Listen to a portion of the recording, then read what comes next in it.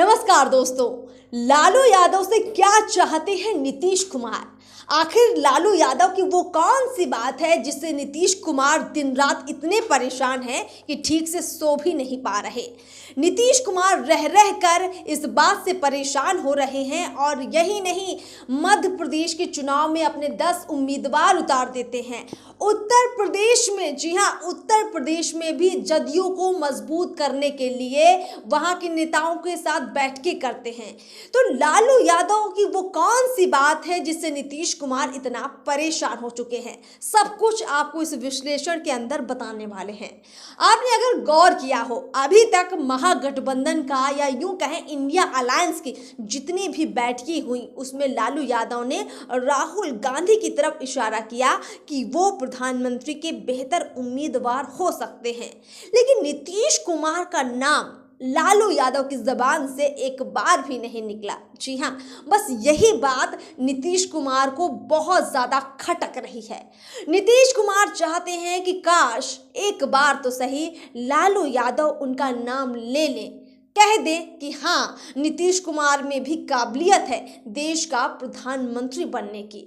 लेकिन लालू यादव की जबान में अभी तक नीतीश कुमार का नाम नहीं आया है, बल्कि इशारों ही इशारों में लालू यादव ने राहुल गांधी को अगुवा बनाया है इंडिया अलायंस का।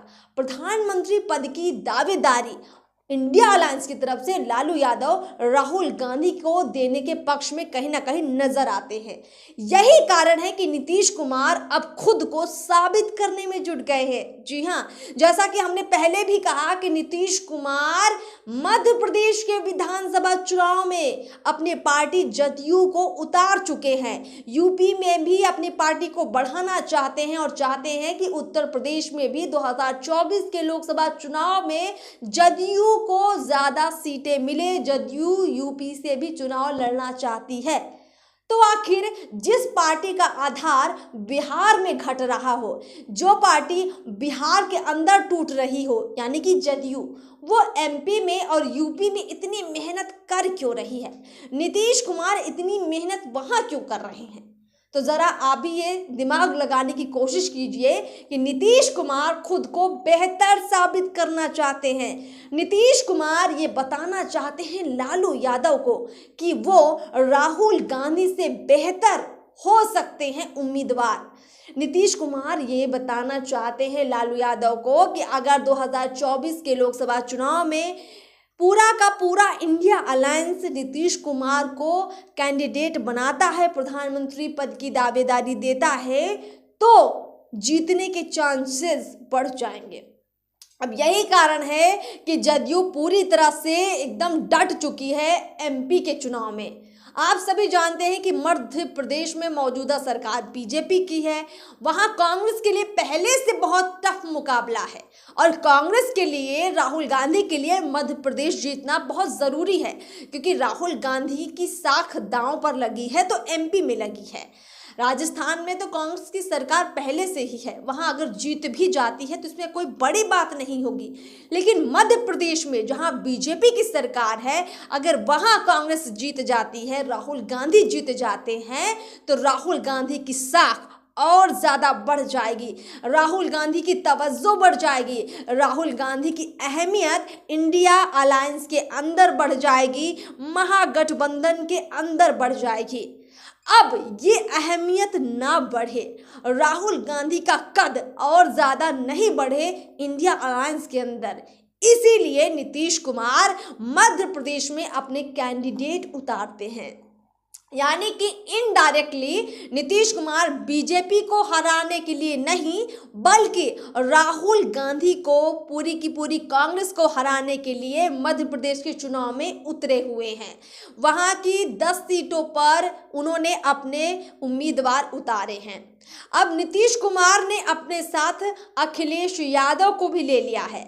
अखिलेश यादव की पार्टी ने भी, यानी सपा ने भी मध्य प्रदेश में ही 22 सीटों पर कैंडिडेट उतारे हुए हैं। अब आप सोच लीजिए, कुल मिलाकर यहाँ पर 32 सीटें होती हैं। अगर इन 32 सीटों पर 22 सीटें जो है सपा की, 10 सीटें हो गई जदयू की, 32 सीटों पर अगर मध्य प्रदेश के अंदर गड़बड़ हो जाता है मामला और इन 32 सीटों पर जहां कांग्रेस पहले से मजबूत है, वहां अगर कांग्रेस के कैंडिडेट हार जाते हैं और बीजेपी के जीत जाते हैं, तो निश्चित तौर पर मध्य प्रदेश में बीजेपी की सरकार बन जाएगी।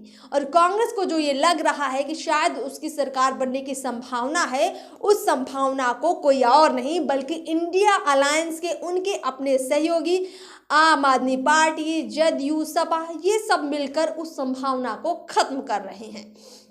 अब आप भी जरा सोचिए कि आम आदमी पार्टी, हाँ आपको बताना भूल गए कि आम आदमी पार्टी ने भी अपने कुछ उम्मीदवार उतारे हैं।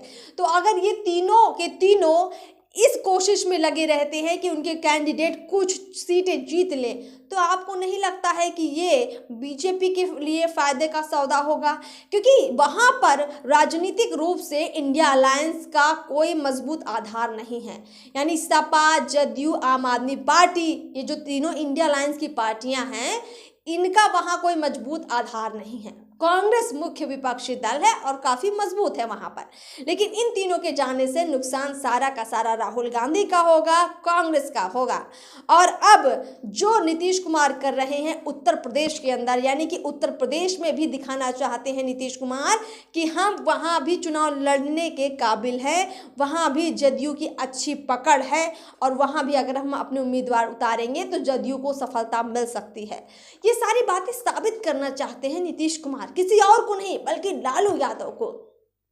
क्योंकि इंडिया अलायंस में अगर सबसे ज़्यादा किसी बात की किसी की वैल्यू रखी जाएगी, किसी नेता की बातों को तवज्जो दी जाएगी, तो वो लालू यादव हैं।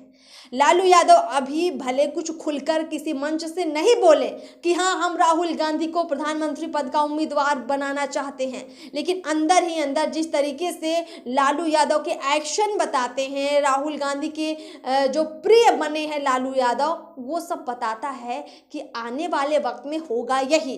लालू यादव कल को खुलकर भी कह सकते हैं कि हाँ राहुल गांधी सबसे बेहतर कैंडिडेट इंडिया अलायंस की तरफ से हो सकते हैं प्रधानमंत्री पद के लिए।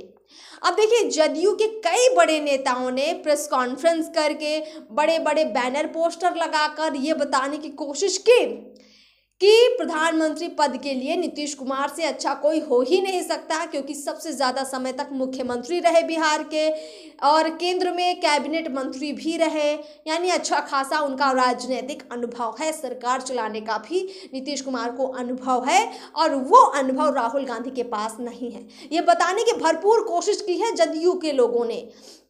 एक और पॉइंट आपको याद दिलाते हैं, हाल फिलहाल में जब इंडिया अलायंस की शुरुआत हुई थी, जब नया नया ये गठबंधन बनना शुरू हुआ था, तो जदयू के अलावा राजद के भी कुछ छोटे छोटे नेताओं ने इस तरह के पोस्टर्स लगाए थे जिसमें वो नीतीश कुमार को प्रधानमंत्री का दावेदार बता रहे थे।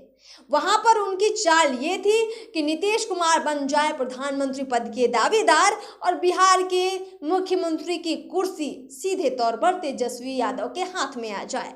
लेकिन जब नीतीश कुमार ने ऐसा कोई ऐलान नहीं किया, ऐसी कोई संभावना नहीं दिखाई, तब राजद के लोग पीछे हट गए, उन्होंने अपने कदम पीछे खींच लिए।